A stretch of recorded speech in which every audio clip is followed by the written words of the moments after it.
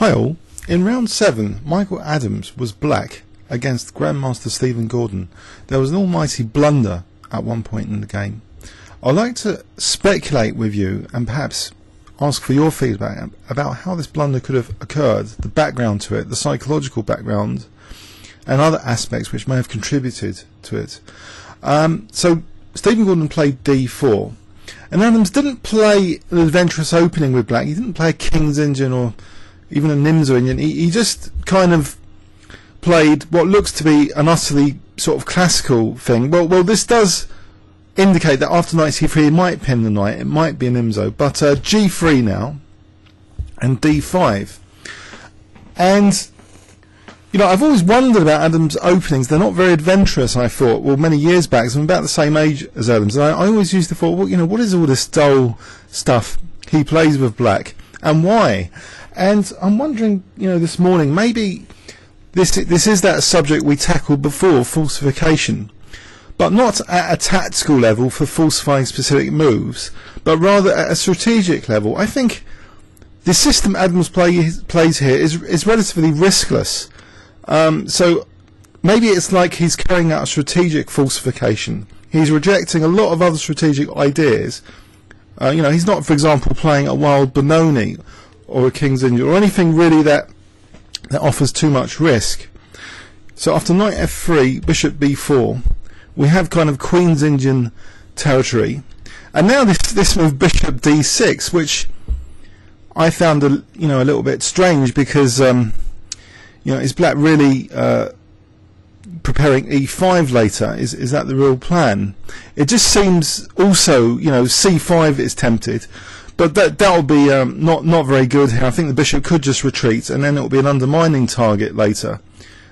You know, with b6 later, and maybe a later e5 as well, or c6, and then preparing e5 later. So White's not tempted to play c5, but it just seems, you know, the nature of the position as black. In fact, let's flip the board. I mean, would you play a setup like this with black? It doesn't seem to have like too much latent energy. There is also the classic Queen's Bishop issue to deal with. Anyway, Adams plays now c6. After Queen c2, he just simply plays knight d7, and it looks as though actually the bishop's kind of useful now. If c5, he can actually retreat back anyway. So maybe that's, I don't know, a small cause of regret or something. You know, maybe that c5, if it was useful, it's not really that anymore, because e5 is going to be prepared for black. So after castles, Adams castled, and now rook d1. As though, you know, it's discouraging any breakout with c5 or e5. But Adams' intent actually in this game, he goes for the e5 break very shortly. Bishop g5 first, and now Stephen, he's prepared to give up his dark squared bishop. Maybe, you know, often this is emphasizing you know, the e5 and c5 squares, this kind of exchange, because this bishop's still relatively bad in inverted commas. Now knight bd2, and despite the rook, you know, and fianchetto bishop potentially bearing down on d5, Adams plays e5 anyway. And it's literally like losing a pawn if White wanted to win a pawn, but in doing so it would give black masses of pressure, and black would actually be better. That's the strange thing about this position, that this liberation has got away with. Bishop takes e5, cd, now knight takes d5. So Stephen took on e5 and then played knight c4. So not only harassing the queen, but d5 is a big target. So how can black possibly get an advantage out of this game the way it's going? Well, there's good news. The bishop's been liberated on c8. There's no problem piece. The seemingly bad news is that he's losing a pawn here, bishop d5. But if we look at a variation here, which I looked at earlier, there's just too much pressure. So bishop e6, and then even if rook c8, just rook c8 here for black. And black stands a lot better, you know, potentially with rook takes c5 and queen takes b2, for example, regaining the pawn and maintaining pressure, and having the bishop versus knight. The bishop might be better here because White has the light squared weaknesses anyway, as well as rook c8 on the cards. So that's to be avoided, winning that pawn. Okay, the position really isn't that bad though, surely.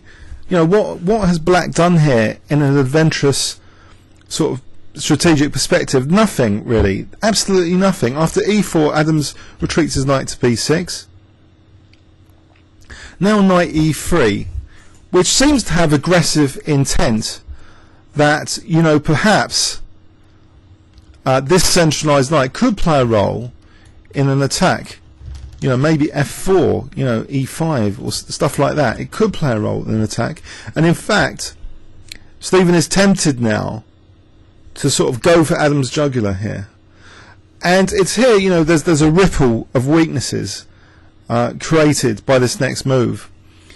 So this f4 immediately weakens this diagonal from a theoretical point of view.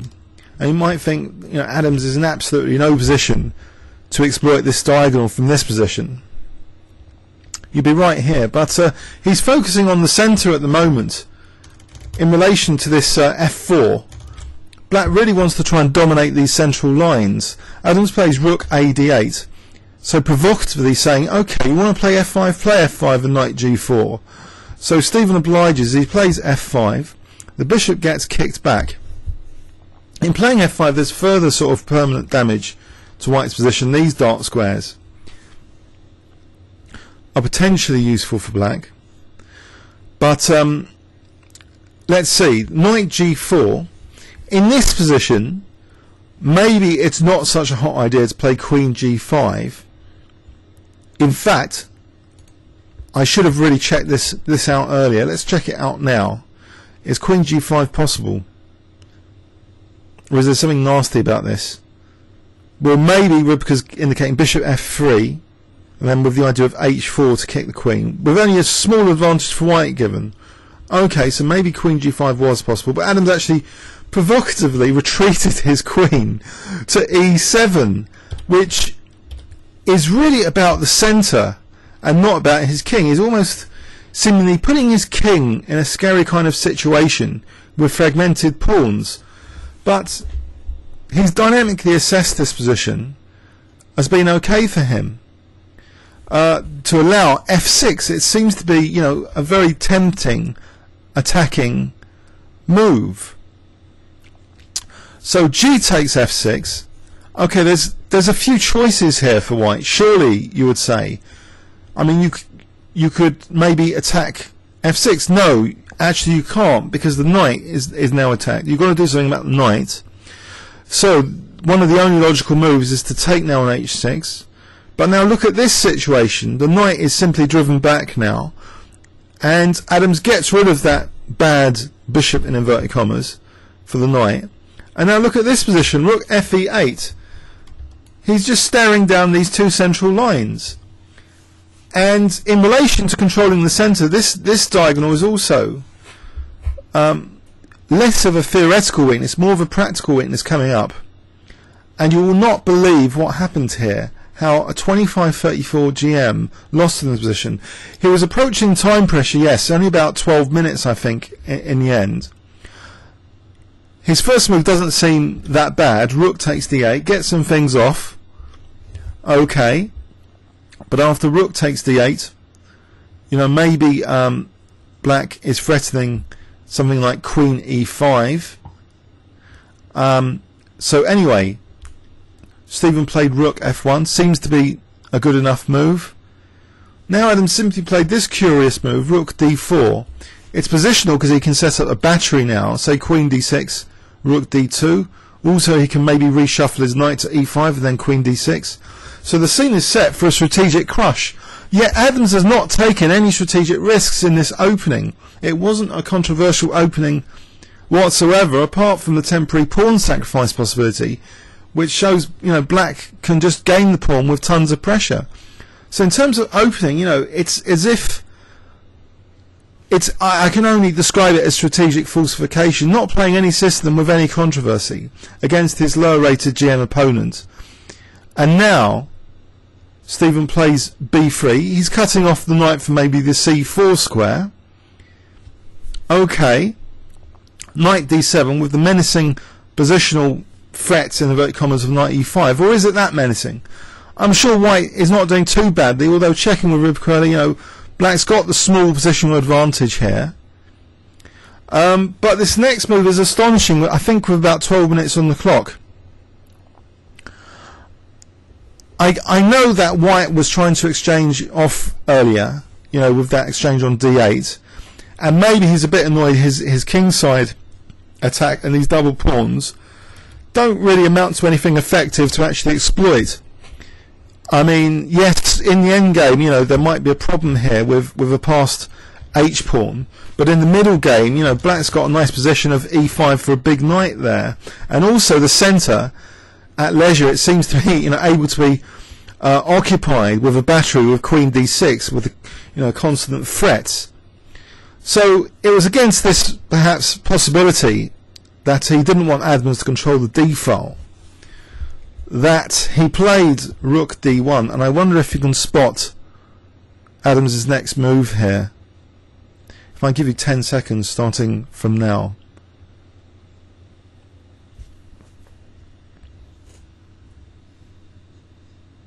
Okay, Adams played queen c5, and guess what? White resigned. If he takes the queen, there's rook takes d1 check, intermediate move, just winning the rook, and then knight takes c5, whole rook up. What else can white do, you might ask? If he plays something like queen e2, rook takes d1 is check, winning the rook and the game. Queen f2, the same, rook takes d1 check. There's nothing much else to do. If queen goes over here, rook takes d1 check. You get the picture basically, that any queen move loses because of this check possibility, this discovered check, moving the rook. If rook takes d4, that loses the queen. It's a lost position. Just in one move, it's gone completely for white. So what a strange game. Absolutely no strategic risks were taken for black, and yet he won this game against a 25-30 GM opponent. Let's look at that in replay.